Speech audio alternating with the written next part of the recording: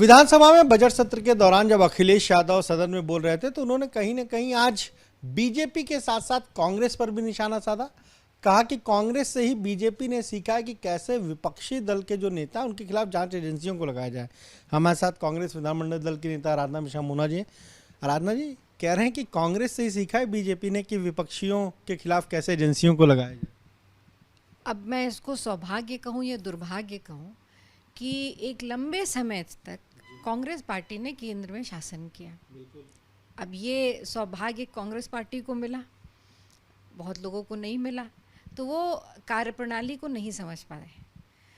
जहाँ तक केंद्रीय की एजेंसियों का सवाल है, ये एजेंसियां भी संवैधानिक रूप से इनकी स्थापना भी कांग्रेस के समय ही हुई और समय समय पर जो भी मामले हुए इन एजेंसियों को उनके अनुसार उनसे काम लिया गया। यदि अगर कोई उसमें नेता शामिल रहा होगा तो ज़रूर उसके खिलाफ जांच हुई होगी। पर मैं ये भी याद दिलाना चाहती हूँ कि सर्वाधिक जो इन जांच एजेंसियों में जो भी नेता अगर जांच में कभी किसी का नाम सामने आया तो कांग्रेस ही वो पार्टी थी जिसने अपने ऐसे दागी नेताओं को या सहयोगी दल भी अगर उनके साथ थे, जो उनके कई तो मंत्रिमंडल के सदस्य भी थे, उनको त्यागपत्र देना पड़ा या उन्हें उस पर जवाबदेही उनकी तय की।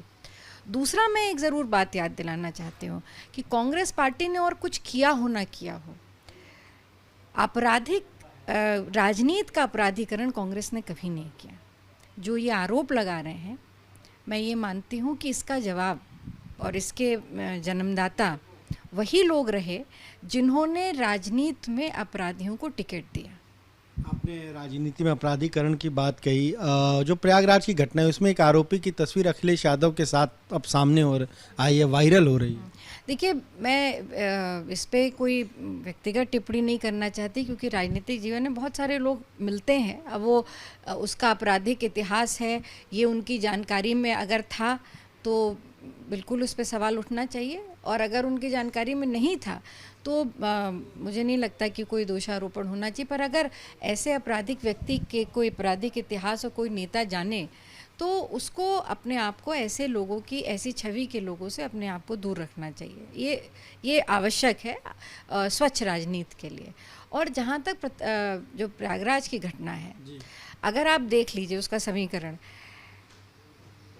जो घटना आज से कई वर्षों पहले हुई, जो राजू पाल की हत्या हुई 18 वर्ष पहले, उस वक्त भी जो आज अपराधी की श्रेणी में लोग खड़े हुए हैं वो हों, और या जो जिनकी दुखद घटना जिनके साथ हुई, ये सभी लोग कहीं ना कहीं इनके या तो सपा से तार जुड़े हैं या बसपा से तार जुड़े हैं या भारतीय जनता पार्टी से उनके तार जुड़े हैं। आज मैं दावे से ये कह सकती हूँ कि कम से कम इस तरह की घटना से कांग्रेस का कोई लेना देना नहीं, ऐसे छवि के लोगों से कांग्रेस का कोई नहीं। मुझे लगता है इससे बड़ा प्रमाण और कुछ नहीं हो सकता। एक और सवाल है कि आप आम आदमी पार्टी के जो राज्यसभा सदस्य संजय सिंह, वो कह रहे हैं कि मनीष सिसोदिया के मामले में तो सभी विपक्षी दलों का साथ मिला लेकिन कांग्रेस का नहीं मिला। नहीं, ऐसा नहीं है। जहाँ तक मेरी जानकारी है, कल ही इस पर जो हमारे वरिष्ठ नेताओं ने दिल्ली में इस पर स्पष्ट कर दिया था कि क्योंकि 500 छापे पड़े, जैसा कि टीवी पे देखा, और 500 छापों में कोई भी ऐसे तथ्य जांच एजेंसी के सामने नहीं आए, इसीलिए उन्होंने ये मांगकर कस्टडी मांगी है कि वो जांच में सहयोग नहीं कर रहे हैं। तो इसका मतलब है कि उनके पास कोई तथ्य नहीं, सबूत नहीं थे।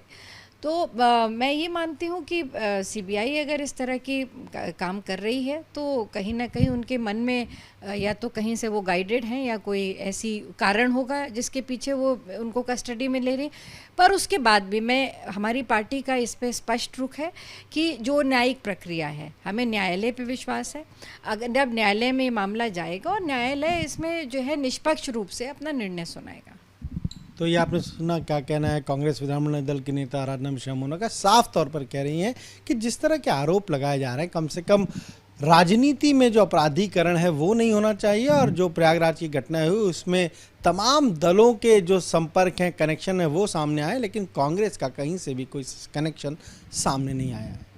कैमरा जीतन के साथ अनुभव शुक्ला, एपी गंगा, लखनऊ।